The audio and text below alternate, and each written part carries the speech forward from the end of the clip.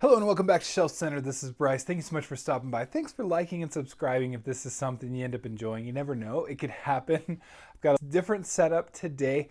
I got a new lighting structure, everything, just to be a little more consistent here. It's a little stronger. I keep getting these chintzy little halo lights that just are driving me nuts. So anyway, hopefully let me know in the comments if you notice even any kind of difference. Anyway, I wanted to get into my top shelf news. This is my news for the week in fantasy, science fiction, sometimes horror, as it pertains to what I'm interested in, but mostly books and then media. So we've got a couple of both. And then as always, I've got Kindle Deals in the description below. Kind of short on time, so I will not have any fantasy meme review. I may have to throw that into maybe some shorts or maybe just their own videos. We'll see how things go.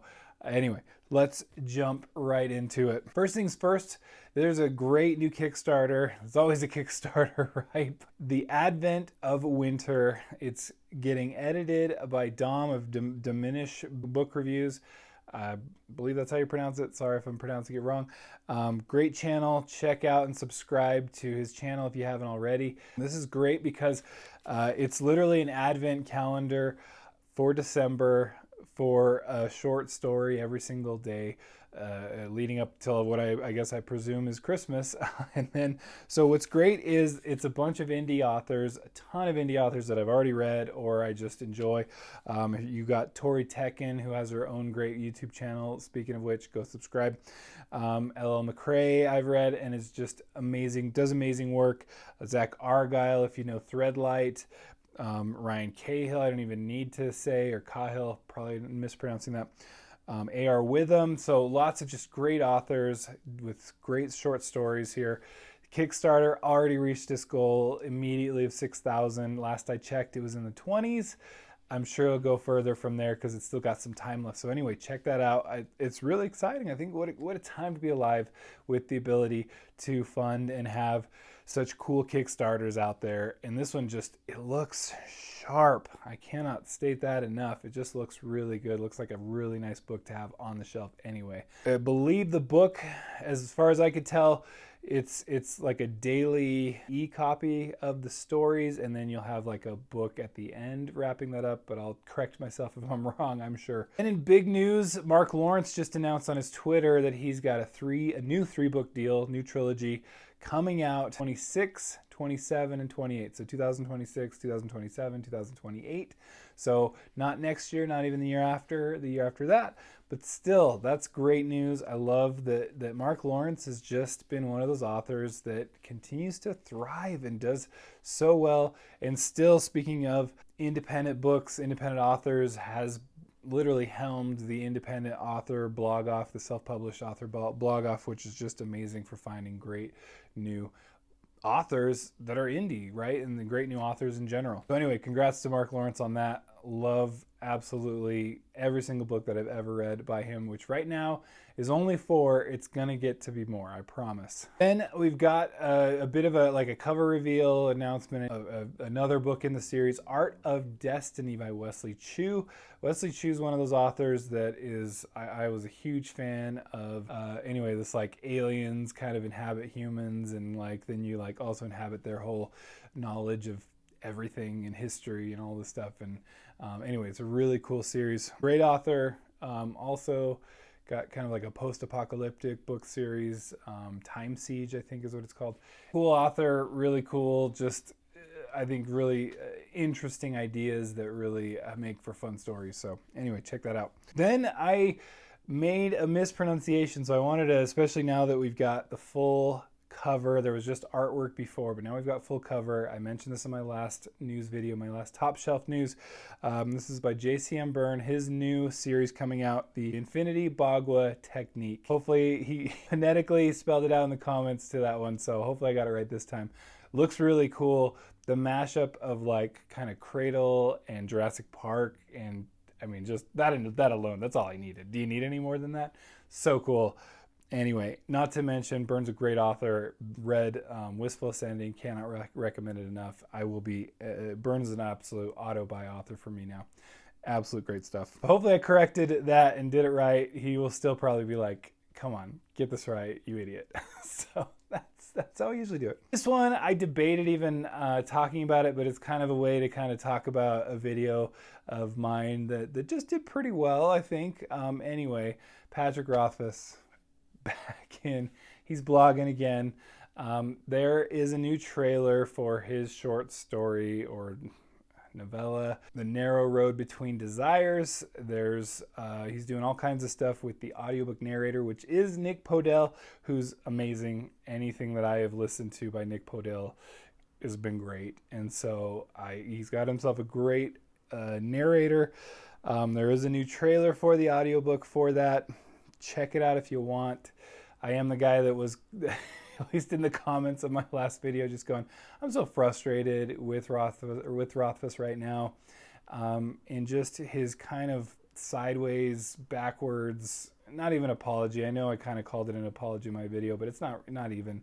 It was just barely addressing the fact that he, even though he promised and got people to commit actual money for him, for a charity, but for him to actually to provide a chapter of the third book that his fans have been waiting on for over a decade, and he still, after 2 years, has not provided that chapter that he promised, that got so many fans to donate tons of money. I'll be honest, the more that I'm learning, the more I am just concerned.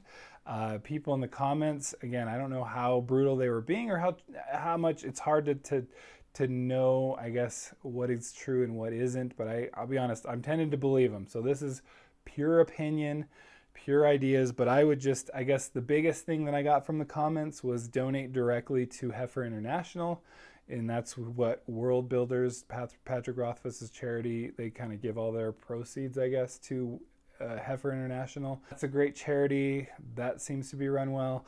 As we can already see, Rothfuss will make promises that he doesn't keep, and then expects to keep doing this charity and making the money that he makes. I would just say, I just say boycott World Builders, but go right to Heifer International.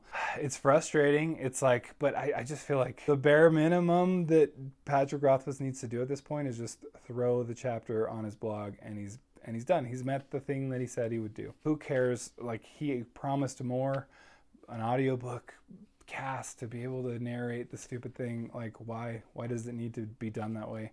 And for him to, again, just not even address that in his last when he's addressing it, and just to throw all the naysayers just in one bucket.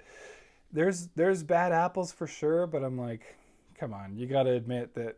And he kind of admitted that he should have had it, or should have done things a different way, but it's like, still can.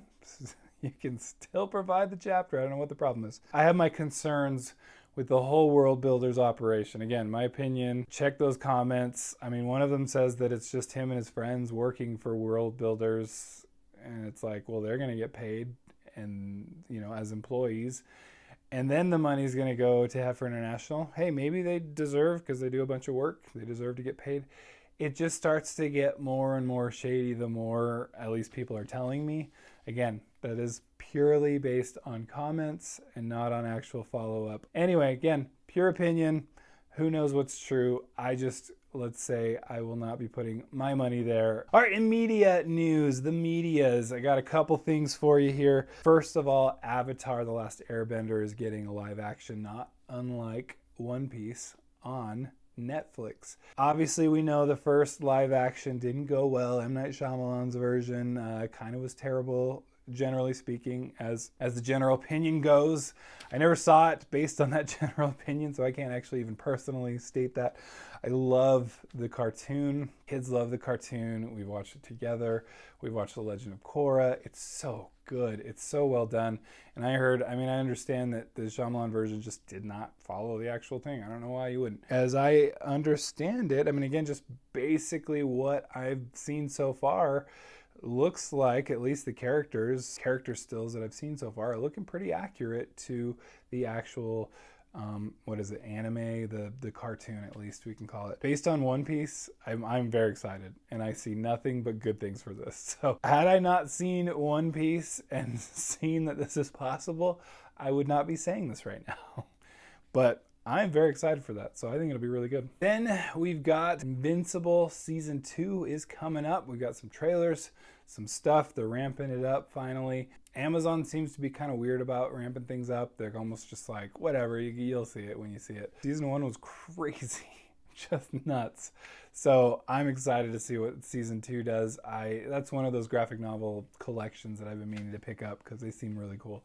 They're very large though. Not that that stops me for books at all, but I don't know why. They're huge and they're a little intimidating. Then finally, in media news, we've got Beacon 23. It's a story by Hugh Howey. It's a TV series, and it stars Lena Headey, Cersei herself from Game of Thrones. It's essentially, there wasn't much description, at least on IMDb. And I don't know if you've read this or not, but it's like a lighthouse in space. So there's a beacon, there's a lighthouse in space, kind of ships passing through. Seems like plenty of stories can come through that. Babylon 5, I don't know enough about Babylon 5 to compare them. So maybe. Seems cool. I love that Hugh Howey, things are picking up even more so for him, and I wish him all the best because that's just great. Yet another series, the Silo series, seems to be doing well, so hey, bully for him. All right, that's been the news this week. Don't forget there are Kindle Deals down below in the description, and let me know if there's any news that I missed or if there's any that I need to address for next week. Appreciate you stopping by. Thanks for liking and subscribing, and we'll catch you next time. Bye.